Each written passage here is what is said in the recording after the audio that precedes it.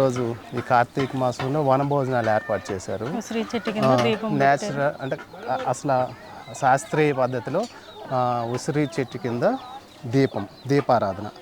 ఈ దీపారాధనలో ఉపయోగించే ఈ పత్తి కూడా దేశీయ పత్తి, అది ప్రకృత వ్యవసాయంలో చేసింది. నెక్స్ట్ ఈ పసుపు కుంకుమ కూడా నేచురల్గా ప్రకృతి వ్యవసాయంలో చేసింది, ఏమి కెమికల్ లేనిది. ఇది దేశీయ ఆవు పేడ మూత్రంతో తయారు చేసినటువంటి ఈ మాల. దీన్ని కొన్ని గో ఆధారిత ప్రోడక్ట్స్ వాళ్ళు అంతకుముందు మేడం చెప్పారు, ఇది అంగవైకల్యాలు వాళ్ళు తయారు చేసిందని.